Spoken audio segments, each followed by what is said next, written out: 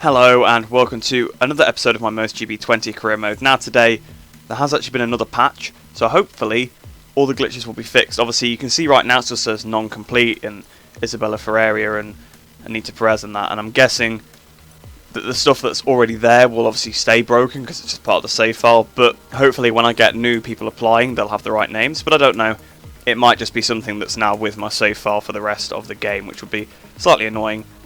But obviously it might be something we just have to put up with. But hopefully it will all be fixed. So obviously the next thing to do is advance forward another week, so we can get the frame upgrade done, which takes us actually to Jerez. Speaking of the technical staff, we got a candidate, and no, it doesn't seem to have fixed this then. So I'm guessing this is probably something stuck with my save now because just of the way it is. Hopefully maybe they'll make a utility that fixes it, or perhaps you just have to restart your career mode to fix it. Not too sure, perhaps we'll have to restart it when we actually get into MotoGP. Obviously I can just start from MotoGP and it's almost like nothing happened. So non_name, non_surname. A very good electronics person, but not very good on the frame or aero. So I'll have to leave it for now. Hopefully it's a B+, but we've already got I think a B++, I think, as the person we've currently got. Otherwise, although I can't tell because his name's so long, it pushes the rank off the edge. What to upgrade? So we've already got an upgrade on the engine, we've got an upgrade on the frame, and we've got an upgrade on the electronics. I'm going to say work on the anti-wheelie. I don't have enough for that. So if I work on the engine braking, I'll put everybody on that. Might have to start putting people on the electronics research for a guess. So yes, so for this, obviously we haven't got anywhere near enough to upgrade the next electronics part apparently. So apparently in this update there's basically entirely new physics, so it might take me a bit of time to get used to it. Perhaps the AI will be either better or worse, not sure. Hopefully it'll still be a close race regardless though. So then obviously the first thing to do is the distance analysis, as it always is, so we'll stick on the tyres. I wonder if this will have changed again, because I think it was a little bit too easy to get perfect before, like with the new update that they put out the other day. So there's a new update again today, so hopefully, well, I'm not hoping that it's going to be harder, because obviously it makes it more difficult for me, but maybe it'll be a little bit harder. Alright, so coming up towards the line then, at the end of the distance analysis, are we going to beat it? Yes we are, we did manage to beat it, so we got perfect once again. So it didn't seem like they'd altered it, it seemed to be the same level of difficulty. But the thing worth noting really there was that Lowe's was fastest. If we look at the live session, Sam Lowe's is quickest in this session right now.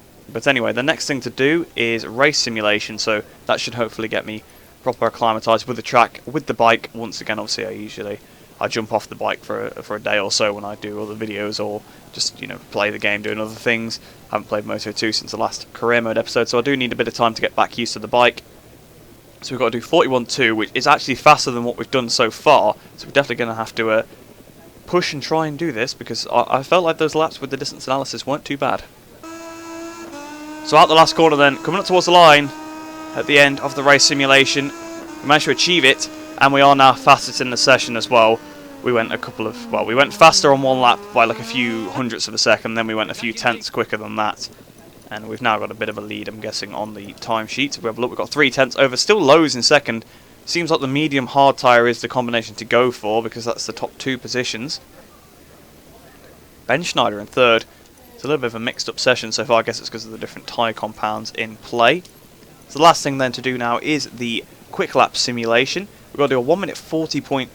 So we've got to take 3 tenths off of our lap time with a higher fuel mode and softer tyres, less fuel as well, so hopefully we can do that without too many difficulties. So coming up towards the line then, are we going to beat the time? 1:39.8, so yes, I think we did beat the time quite convincingly there, well, only by 4 tenths. But Schrotter had taken our top spot off us, so we've got it back now. Which is nice, because that means that AI do dynamically improve throughout the session. So we've now done all the practice programs, got the maximum research data we could have got. So if we have a look then at the live session, we now got 6 tenths ahead of Schrotter, so we took a massive chunk out of our time really, because he'd beaten us, so we've taken over 6 tenths out of it. Lowe's is now nearly a second behind. So yeah, I'm quite satisfied with that. That was a pretty good lap. To be honest, I was thinking the sector times were probably a little bit broken looking at them, but to be honest I think they were probably quite accurate, although I'm only 6 tenths and it was saying I was at 1.1 underneath, so maybe it was a little bit broken, because I was actually quicker than AI in the last sector, it seemed like, for most of it. Whereas they would have gained like half a second in that sector according to the times. So yeah, we'll end this session then and head into qualifying. Hopefully we can try and make it 3 poles from 3. So then, yeah, we were 6 tenths ahead of Marcel Schrotter. Baldassarre down in 6th. Sam Lowe's doing really well there. 2 Brits in the top 3. Hopefully Sam can try and, or maybe try and help us out a little bit, but not necessarily even in the way of just like getting in the other people's way, just trying to get better positions. Jake Dixon up in 14th, so the Brits doing pretty well in this session. Joe Roberts up in 12th as well with the American, although I think his parents might be British, so the British power coming through in this session, it seems anyway. So like I said before, we'll head into qualifying and hopefully we can try and get another pole position, and this time if I do, I want to convert it to a victory. So then we're here in qualifying. Obviously we've got to put on the fresh softs, put it down to 4 laps of fuel and head out onto the track for a flying lap. So as we come into the last corner then, find out a bit of a slide. Obviously the soft tyre, not really the tyre you want to be using for a race, but in qualifying it works well enough. It works well enough for 1 lap to get the extra pace out, and I suppose in the race it helped you on the first lap to get away from people, but they'd soon hunt you down, and we've seen how quickly the AI are able to do that, and how quickly we're able to do that to Schrotter as well. Actually, he went soft at Qatar, which actually wouldn't be the worst idea at Qatar. It's not an incredibly stupid decision, and obviously he got away at the front and then he dropped back through the pack. I think he ended up finishing about 7th. So 1.5 seconds under in the first sector compared to whoever's on pole. It's a shame it doesn't tell you who's on pole sometimes. I think it's a bit of a glitch. It tells you when someone else sets a new pole time, I think, who is then on pole, but if they set it before you come out on track, it doesn't seem to let you know. So 1.5 seconds then underneath the time now. So we fire it out, Danny Pedrosa corner. 1.3 laps of fuel left. Got to watch that fuel gauge. We got bit by that yesterday in the historic challenges. Oh, I've just had a massive crash as well. That's not good. Alright, so we're going to have to go for another lap then, I'm guessing, in this session. Try not to rejoin the track in front of anybody. So yeah, we'll head back to the pits, repair the bike, go out for another run, and hopefully we don't crash this time. So the damage was pretty immense because we've got 55 seconds left as we're coming up towards the line to start our qualified lap this time. So we really can't make a mistake this time. As we go towards turn 1, hopefully we still have the pace we had earlier, although the tyres don't quite feel as good, I don't think. I think they're a bit more in a sweet spot. So we head into turn 2. So we've got Nagashima as a bit of a marker. We've ran wide through turn 2. We're really bottling this lap away because look how much Nagashima has gained on us through this section. I'm guessing this won't be a red first sector. If it is, then Nagashima's definitely on a red first sector. Yeah, so I'm guessing the sector time is glitched because I'm 1.3 seconds under the time apparently, when it's quite obvious that I'm not, since an AI in front has just pulled away from us. But we'll try and make it our mission for the rest of this lap to close down on Nagashima. We do know that the qualifying times don't always seem to be an accurate representation of what the AI can do. 1.4 seconds underneath now. So I'm starting to think last time as well is probably the same. We're coming up towards the section of the track where we made the pretty big mistake. Just went a bit hot in, and I've almost done the same thing on turn 7's turn in there. A little bit of a dodgy turn in on both laps. This time we didn't go onto the grass on the outside and crash.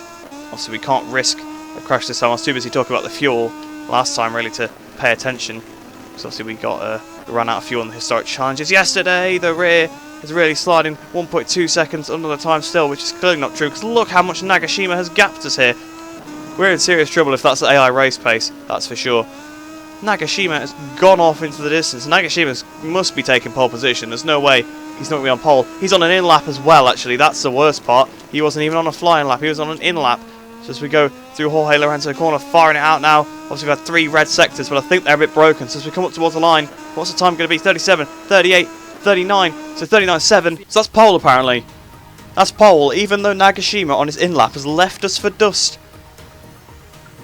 Right, okay, so Nagashima pulled so much on us on his in-lap, and we've just gone 4 tenths quicker than Lorenzo Baldassarre in this session, which has actually put us on pole position.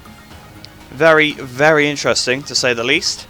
Oh, well, I suppose I'll take it. So it's another pole position, so it seems like that the reason why we're getting them is that AI are not very good in qualifying.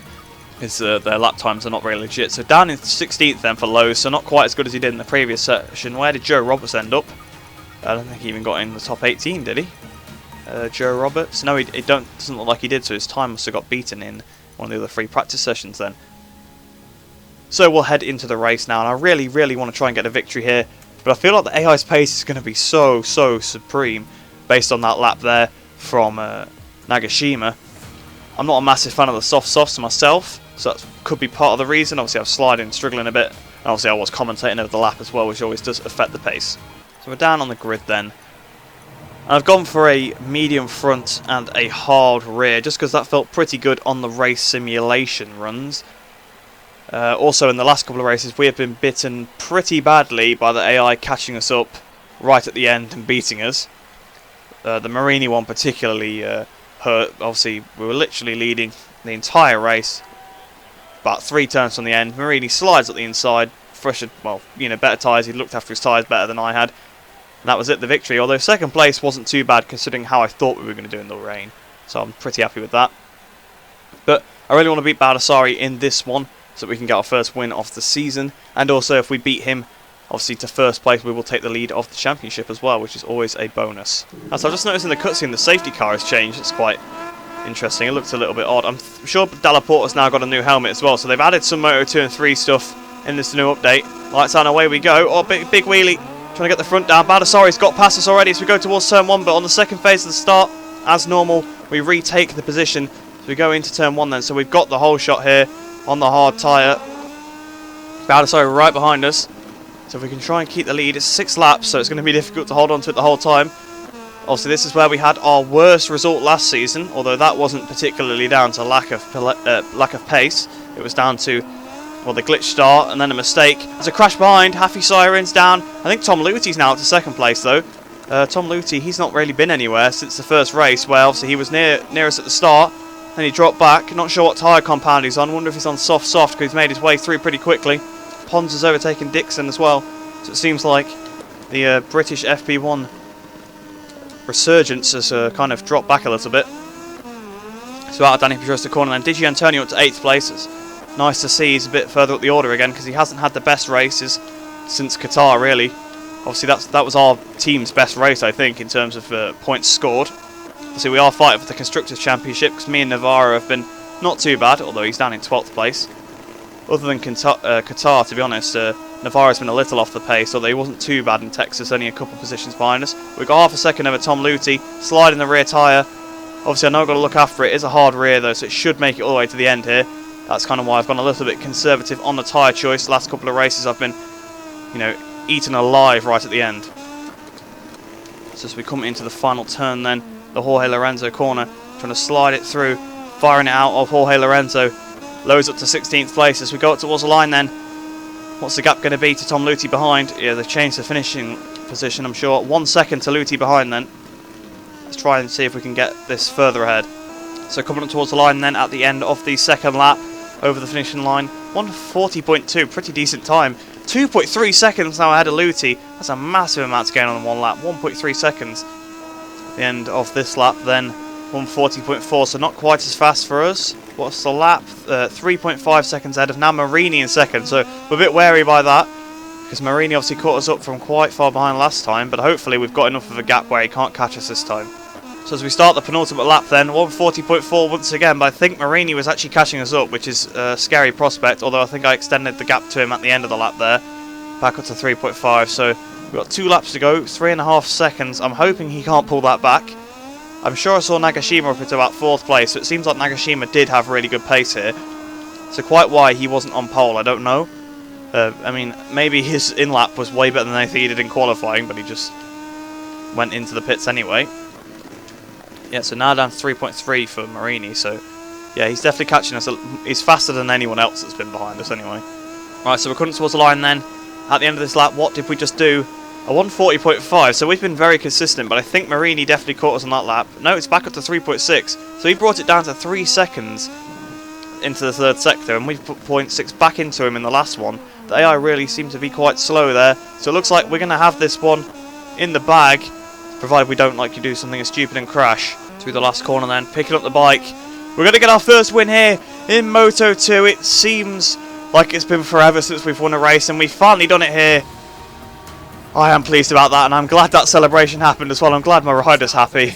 So then, in the end, we won by 3.7 seconds ahead of Luca Marini in second. We did actually get the fastest lap of the race as well, which is always nice to have. Nagashima ended up 3rd, so well done to Nagashima. 4th there for Luti. 5th for Baldassarri.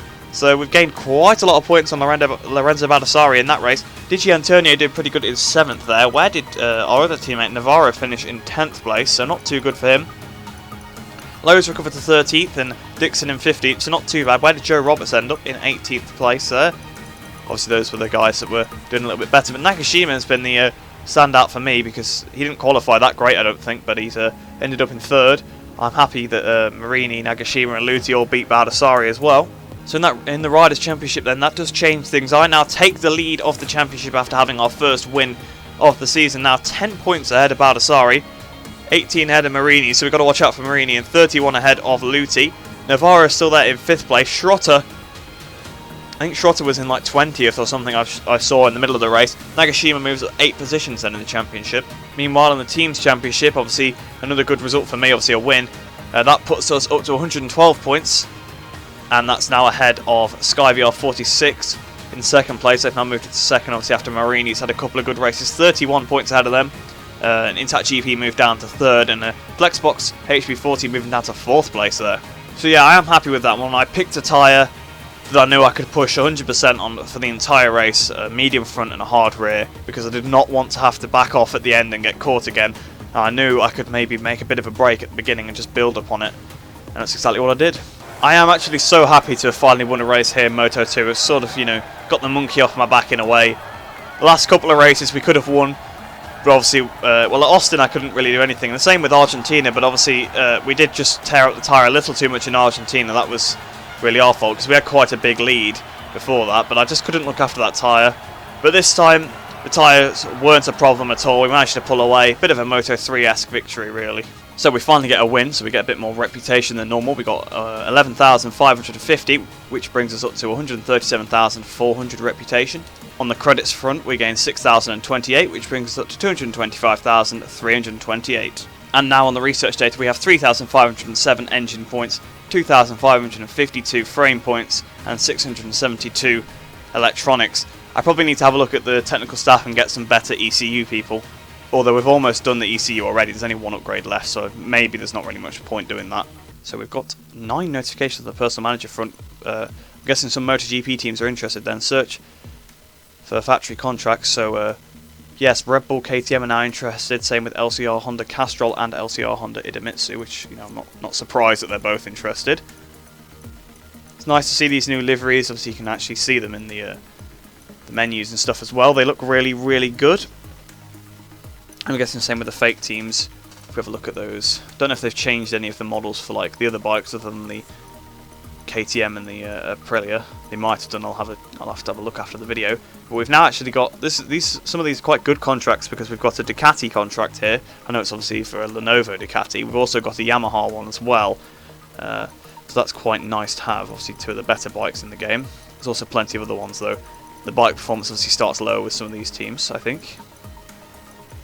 But yeah, not a bad job. Surprised none of the Ducati teams actually use the GP19. You would have thought it would make more sense that perhaps some of them did, but they don't. So we'll advance forward another week then, and then that'll be the electronics done. Well, that upgrade on the electronics anyway. Oh, we've got another technical staff and management, so we've got a new candidate. It is Isabella Ferreira again. Oh, it's an A though. Ooh. Only problem is, they're not very good on the engine, they're very good on the aero, they're pretty bad on the electronics. So that definitely makes it so... I mean, it's a better grade, but for the category we're in, not great. But it's nice to see that we're getting some really good offers now from people. So then, without further ado, we'll head into Le Mans, and hopefully we can try and back that victory up with another one. But I'm not sure how likely that'll be. We do seem to be quite good at Le Mans. You know, in the historic challenges, we had decent pace there. We had decent pace there in Moto 3, obviously, but we did it every race. Even the one we didn't win, we had the best pace. It's just I got damage.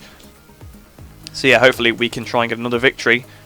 But obviously I don't want to be winning every race again, so hopefully it'll be a nice battle for the win. So then, as always, the first thing to do is the distance analysis here at Le Mans. So we'll mount the tyres, we'll put on the fuel. I actually did that the other way around to what I said for some reason. And let's try and get the 666 research data again. Through the last corner then, oh, a bit of a squirm. So come up towards the line then. Well, pretty far off my first lap time, but both times we destroyed the distance analysis time. So it was a pretty easy challenge once again. It's nice that we can actually get perfect in it now. So 35.6 is what we've done so far, which is already good enough to do the quick lap simulation, and that was on medium tyres. So I'm hoping So it seems like we have got pretty good pace here, because it was actually kind of close with the times in Jerez. With all the challenges, I was beating them by a few tenths, but I got a good couple of seconds clear of some of them. So we'll do the race simulation, next 7 laps of fuel apparently for that medium hard. So we'll head out onto the track then, and hopefully we can do the 5 valid laps. So at the last corner then, at the end of the race simulation program, 35.7, so only a tenth off what we did before on the last lap there. 5 valid laps, all under the time pretty easily. So I'm feeling pretty good with the bike at this circuit actually. So the last thing to do then is the quick lap simulation. So we'll mount the softs. We'll fill the, well, it says fill the tank. We had 6 laps, we've now gone to 4. So actually we emptied the tank by 2 laps of fuel there. And then we got to do a 36.1, which I'm going to say is probably not too much of an issue, considering that I've already done a 35.6 and was doing constant like 35.7s on the race simulation. So we'll head out, do the quick lap simulation, and then we'll finish the session and head into qualifying. Out the last corner, Bo Benchines has held us up quite a bit there, but we're using the slipstream. I think we still went fastest. We still beat the times. I think it's alright anyway. And the II is about to pass him as well. So yeah, we went fastest by about 6 tenths compared to my previous time. So we'll end the practice session there, and then we'll head into qualifying. So a pretty dominant display there in free practice, 1.3 seconds faster than Tom Luthi, and Bastianini in 3rd place there, 1.4 seconds back. Marini is the one to watch out for now, really. In 4th place, he's had a good couple of races. He's probably going to overtake Baldassarri in the championship soon. A lot of Spanish flags in a row I saw there. Is that 4? That's 4. Yeah, that's 4 Spanish flags in a row. Kind of threw me off a bit there. But Casper Daniel and Andy Farid Isdar also getting into the top 10 again.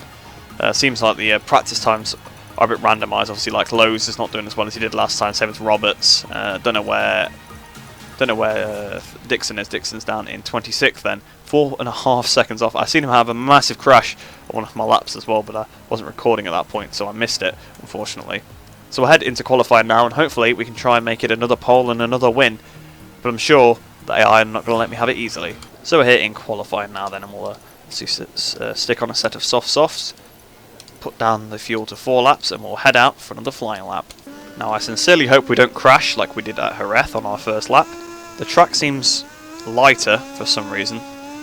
Quite what that's all about, I don't know. But look, you can see the black marks on the grid for some reason a lot easier. I'm sure this happened actually in Moto3 last year, so it seems in qualifying the track gets really light for some reason. Now I thought that's just because I think it was wet in practice in Moto3 and then dry in qualifying, but it was also sunny and dry in the free practice session, so quite why the track is now really light compared to how it was in practice, I'm not sure. We're 2 tenths underneath whoever's currently fastest. We're currently in 5th apparently. The rear stepped out a bit there. Obviously the softs they don't quite have, well they have a lot more edge grip, but obviously they're probably going to have a lot more heat put through them than the hard will. I'm going to go for the same tyre combination I went for in Jerez, medium hard, because again in the race simulation that felt really good. We had consistent lap times. I think sometimes the consistency is what you need, so that you can do the same laps throughout the race without too many problems. We're now only a tenth underneath though, so that's something to definitely watch out for. Although it might be this section when we gain the most time. It's obviously the AI, obviously it is Moto 2, but they are still the same sort of AI as in the historic challenges, and this is where we closed up on them through the chicane.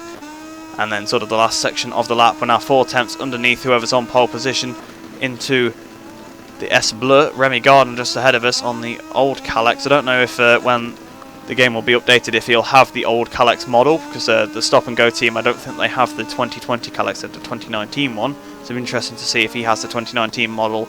They have actually updated Morbidelli's model to have the old Yamaha, so that's quite interesting. As we come up towards the line then, 1:35.5. So probably not the best lap we've ever done. So I might actually go for another one. I actually haven't got enough fuel to do that, so I'm not going to bother doing that. Actually, we'll head back to the pits and see if that time is good enough to keep us on pole position, but I doubt it. So actually, yes, it was good enough for pole position ahead of Baldassarri and Dalla Porta again. Those guys really good at getting on the front row. Remy Gardner in 7th place there, our teammate Navarro in 8th. Where is the other teammate, Digi Antonio? 14th place, I'd gone past him. So hopefully Digi and Navarro can come through the pack a little bit more now that they're not so close to me in the championship. I'm rooting for them again a little bit, because obviously before Navarro was ahead of me in the championship, but he's not now. It hasn't been for a few races. Well, 2, I think, now, actually. But yeah, he's dropping back a little bit compared to me now in the championships. It'd be nice if we could bring home some good constructors' points. But we've got to watch out for Marini in 6th place and Baldassarri 2nd, really, are the main threats in this race. So we're down here then on the grid. Baldassarri in 2nd, and again Dalla Porta in 3rd. Dalla Porta tends to drop back a little bit off the start, which is a shame for him. I'm hoping that we don't get absolutely, blitzed off the start again. That seems to happen quite a bit in these races. To be honest, usually in the second phase of the start we get back ahead, but you never know if that'll actually happen. So hopefully we can just try and get a decent start and not go backwards compared to Baldassarri. Still not used to seeing the new safety car in the cutscene before this one.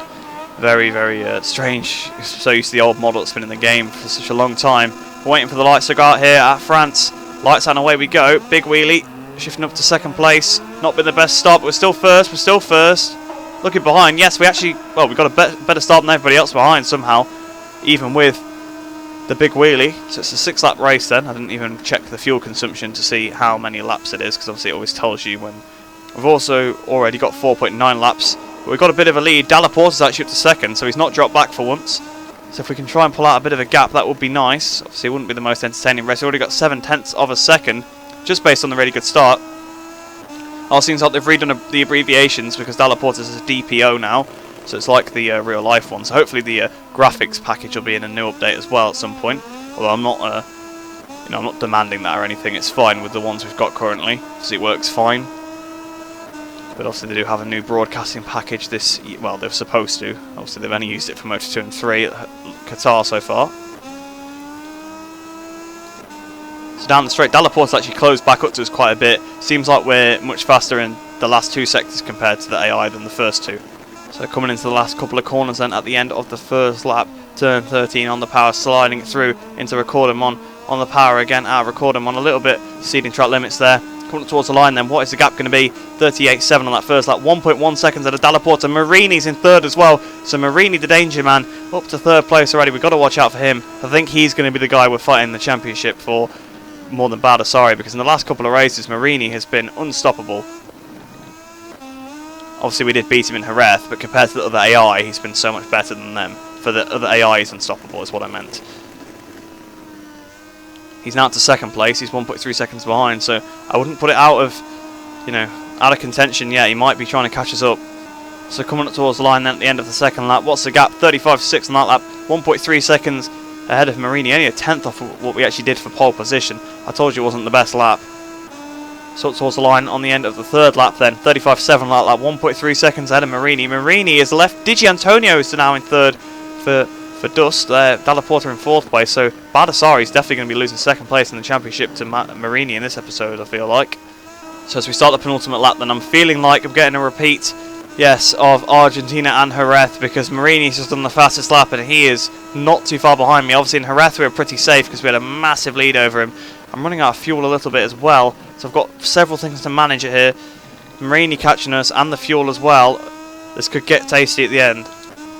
Out the last corner, coming up towards the line to start the final lap, 35.5, so I've upped my pace a bit. 1.3 seconds is the gap again now. 1.2 laps of fuel as well. I'm really struggling to save it here, because I know 1.2 isn't always enough to do a lap, as we found out yesterday.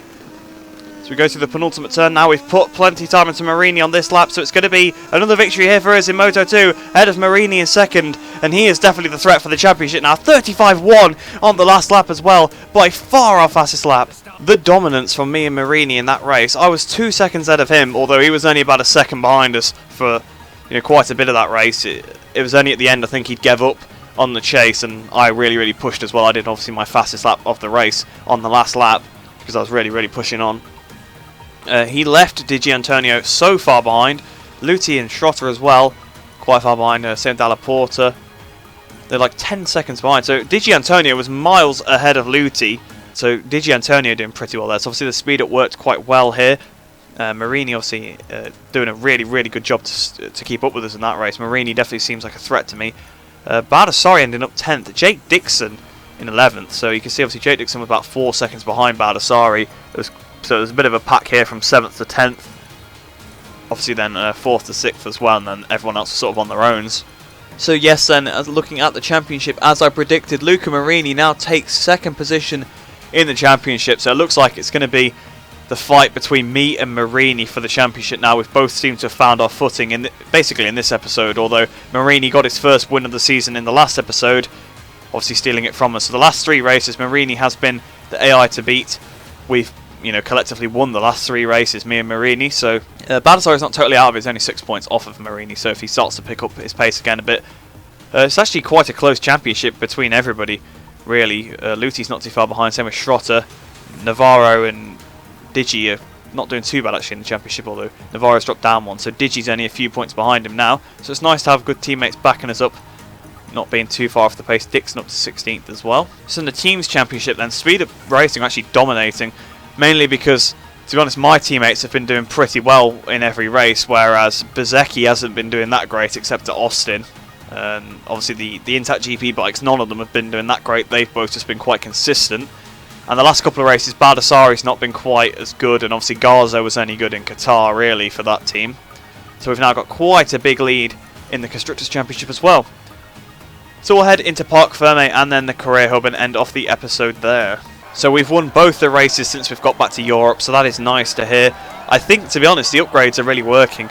The bike feels so much better now with the frame upgrade. Obviously, you'd think it wouldn't make that much of a difference, but it just turns quite a bit better, which for me is a very, very important part of a motorbike. I need it to turn how I want it to. And I can kind of ride around a lot of the other issues on these games. I mean, I'm not talking about in real life, of course, I mean in the games. So then we gained 11,550 reputation points once again, which brings us up to 148,950.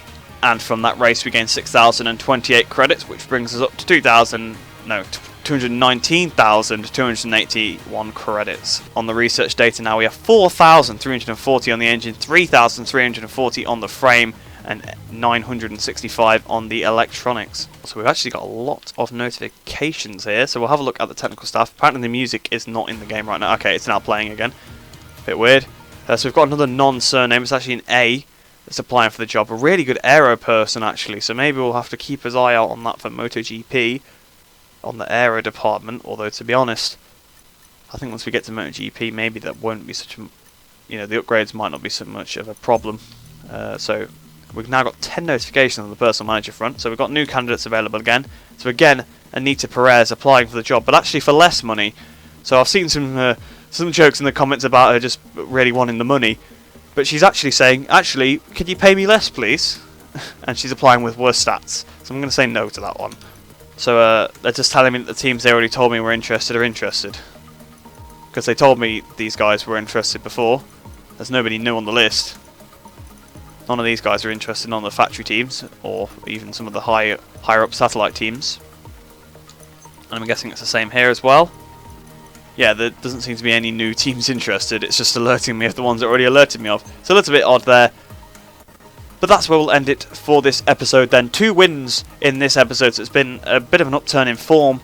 Although we weren't doing too bad. We only had the one-off race at Texas where actually we were leading until the last lap, once we got absolutely mugged in that one. So I hope you have enjoyed that video. I hope you enjoy the rest of your day. I hope you're all staying safe, and I shall see you in the next one.